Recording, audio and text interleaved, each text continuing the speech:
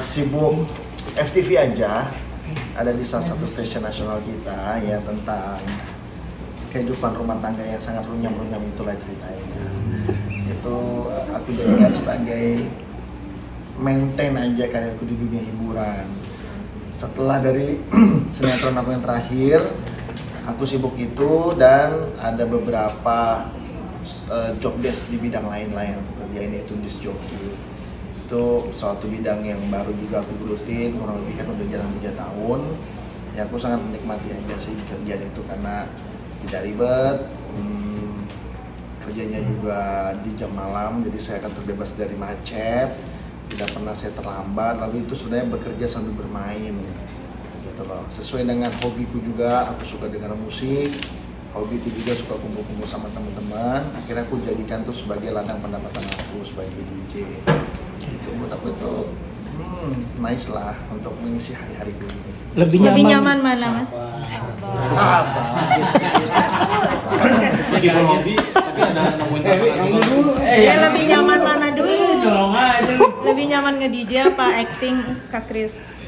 Dua-duanya nggak bisa aku tinggalkan, karena kalau aku tinggalkan dunia keartisannya, rate DJ-nya menurun. Tapi kalau aku fokus di entertainment-nya doang, sayang karir DJ-nya udah dirintis ya kan. Jadi nggak boleh ditinggalin. Cuman bedanya gini, aku kasih gambaran aja. Di dunia hiburan memang fee lebih besar, tapi pembayaran itu lama kan gitu. DJ itu tidak besar, ya cukup lah ya, tapi dia langsung gitu. Nah sedangkan dari segi ekonomi kan king of economic itu kan adalah cash flow. Nah cash flow itulah yang aku kejar. Gitu. Jadi enak atau enggaknya dua-duanya enak. Belajar dari mana sih Bang Kris? DJ diajarin sama siapa? Belajar pakai YouTube. Sewa studio 1 jam 100.000 ya kan. Tapi sebelum sewa studio itu kan aku ada perhatiin dulu di rumah dong. Apa sih BPM itu? Apa sih ketukan itu? Apa sih intro? Apa sih melodi? Apa sih beat? Itu aku pelajari dulu secara teorinya. Baru setelah itu mantap, baru sewa studio 1 jam itu 100.000 sambil buka YouTube, tekan. Memang aku begitu orangnya, dari belajar desain grafis juga sendiri gitu. Nggak ada yang ngajarin karena apa ya? Ada sih waktu itu minta diajarin temen, tapi harganya mahal banget. Masa cuman 3 kali pertemuan minta 7 juta, kan dahsyat itu kan. Nggak tahu apa yang dipelajarin juga ya. Akhirnya aku pikir teknologi kan makin maju nih, ya udah buka YouTube aja, kan banyak banget tutorial ya. Kita main game Mobile Legends aja ada lo tutorial pakai hero ini gini caranya ya kan. Kita mau masak yang terbaru kayak misalnya martabak, ada tutorialnya juga di YouTube. Semuanya ada, tinggal kita bagaimana bisa memanfaatkan teknologi ini dengan tepat. Ya udah 10 bulan belajar dari DJ, satu harinya 4 jam aku latihan, akhirnya bisa lah mulai perform. Tapi Kak Kris berarti nama kamu di dunia entertain sebelumnya menunjang banget karir kamu di DJ ya Pak? Sangat, makanya aku sering banget mengatakan kepada teman-teman aku, mau itu yang pendatang baru, mau itu yang udah mulai lama tapi belum dapat nama, aku suka bilang sama mereka aja, bikin dulu pesawat emasnya. Pesawatnya ini harus berlapis emas dulu nih, nanti kemana-mana lu gampang.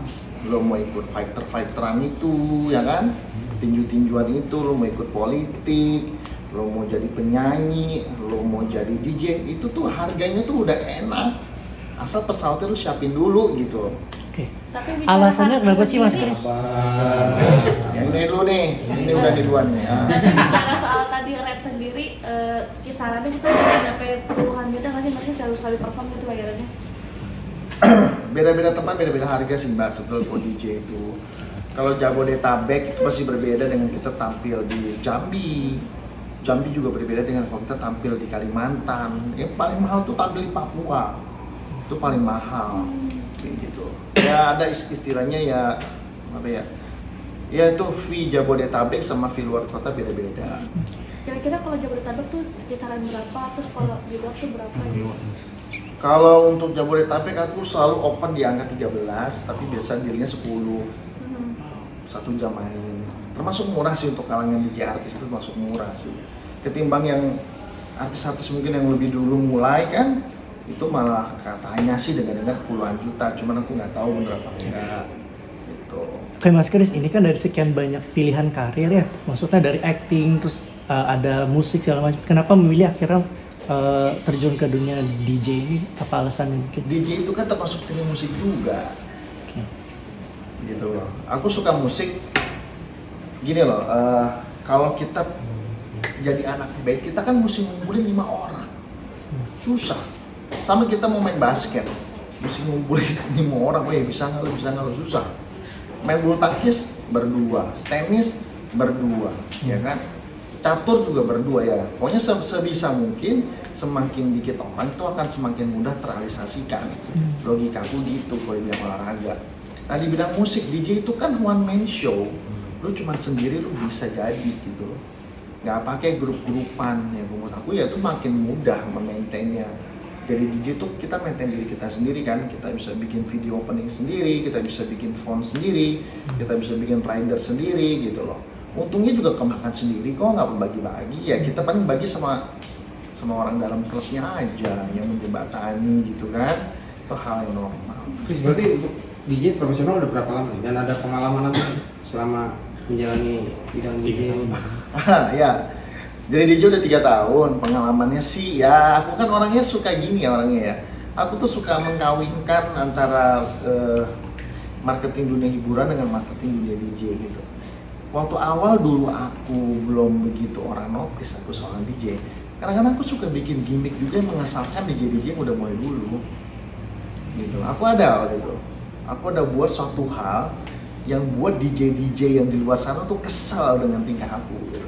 Apa tuh? Ada lah, aku nggak bisa ngomong di sini gitu. Persaingan, Kesal mereka. persaingan ya? Persaingan? Enggak, aku nggak ada niatan bersaing sama mereka. Sama sekali nggak ada, karena mereka itu DJ ini dalam main job. Aku second job, pasti lebih bagusan mereka. Aku udah yakin, gitu loh. Justru kayaknya yang aku sadari kehadiran aku nih ke bidang DJ sebetulnya bikin mereka panas juga sih, gitu loh. Ada beberapa DJ yang sudah hits juga, ada yang kirim pesan, lu ngapain jadi DJ, lu syuting aja sono, gitu. Jadi DJ mah, gitu kan. Cuman aku ngambil pusing, tapi gue pikir ini baru satu orang yang notice nih. Gimana ya, aku ambil sisi marketing dunia hiburannya. Gimmick itu kan perlu dalam sebuah bidang gitu. Ya udah, gue bikinlah gimmick atau hal yang bikin mereka kesel. Tapi aku tidak pernah menjustifikasi ini kepada satu orang.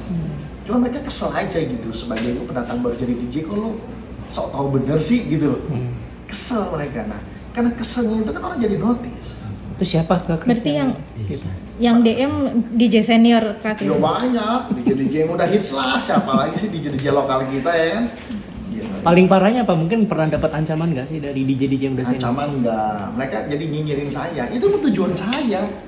Jadi Tujuan senang- saya. Jadi terusnya senang dia nyinyirin dapat perhatian kayak gitu. Iya, karena kan ini bidang baru aku gitu.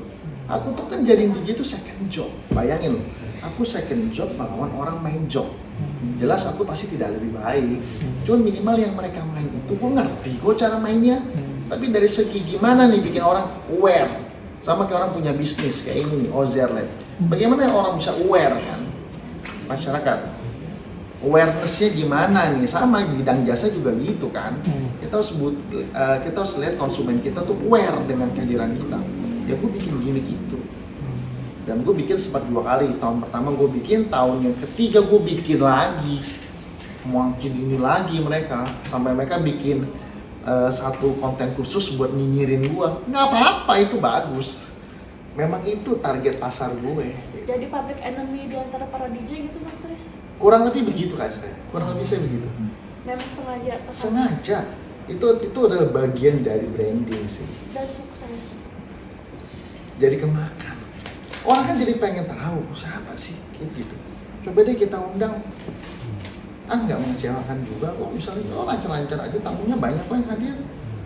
Gitu. Jadi itu cuma hanya bikin orang notice aja. Kadang-kadang kan ada brand bagus depan mata kita, ada makanan enak, kalau nggak di notice kita kan nggak tahu, nggak beli kan gitu. Lagi jalan naik mobil, wih rame banget tuh yang ngantri banyak. Orang Indonesia kalau rame pasti enak kan begitu.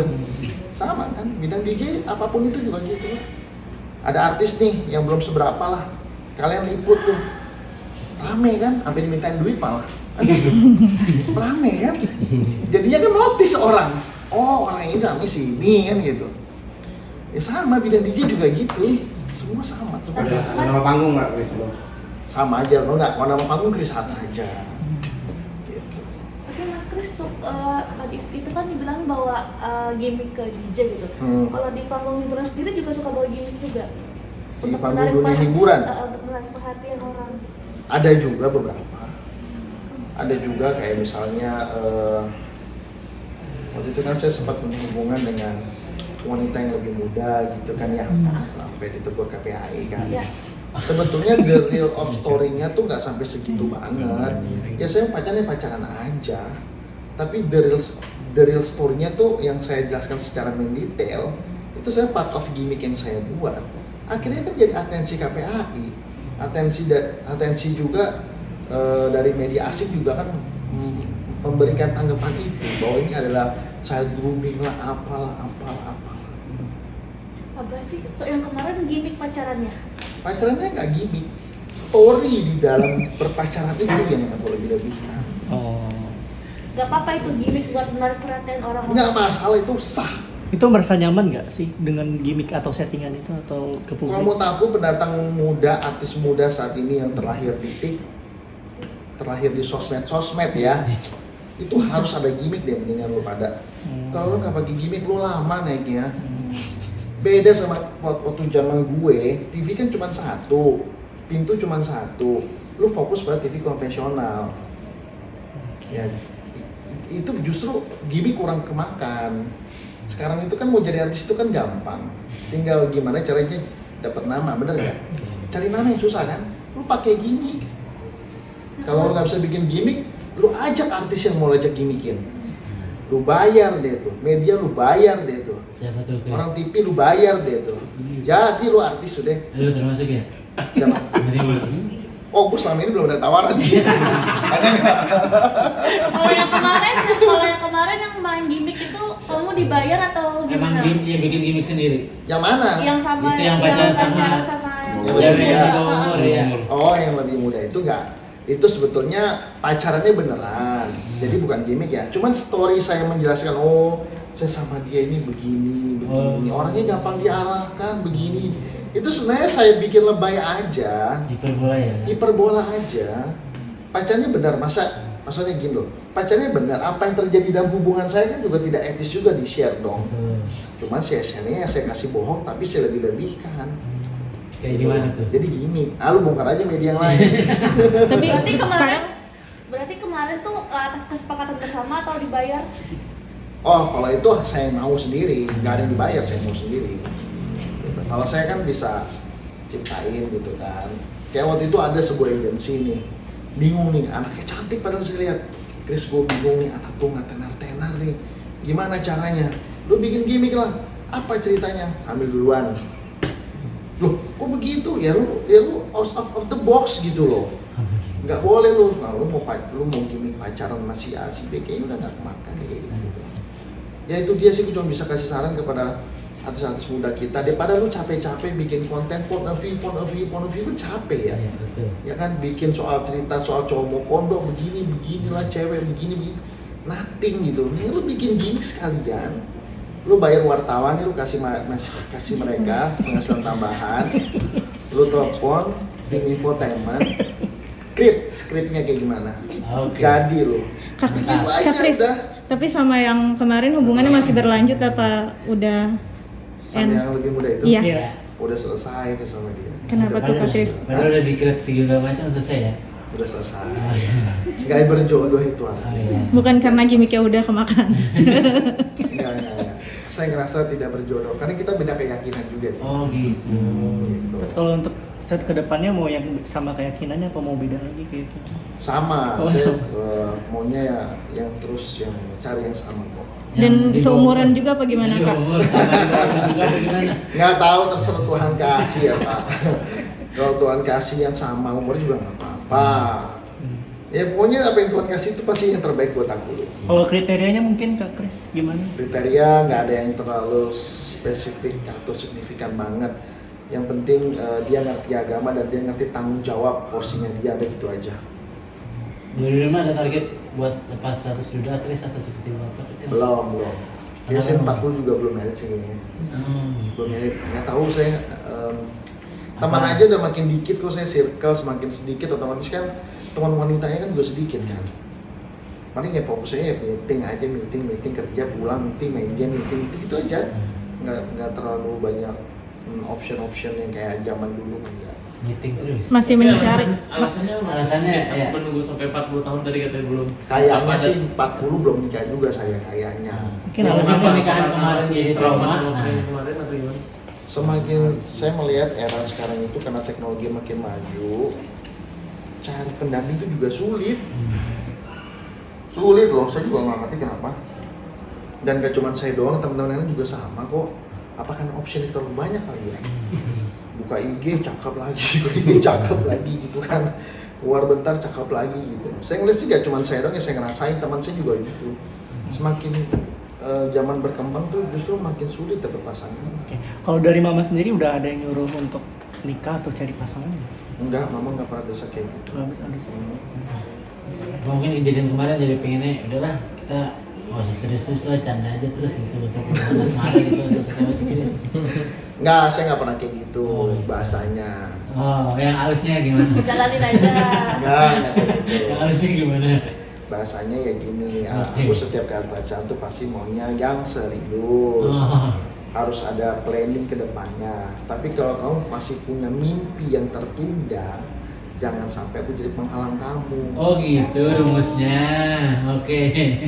Iya kan namanya wanita itu kan pasti punya mimpi dong. Iya betul. Mau itu perantauan kek, mau yang dari kecil sih pasti kan wanita punya mimpi kan. Betul betul. Nah mimpinya dia kan kita nggak bisa tanya dan dapat jawaban enggak dong.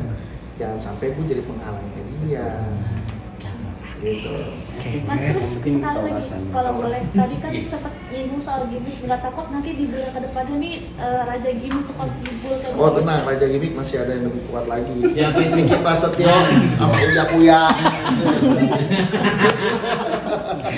Jadi dia the king of gimmick gitu ya. Saya mah apa tuh cuman ya gimmick kecil-kecilan doang. Oke. Terus, Oke. Thank you.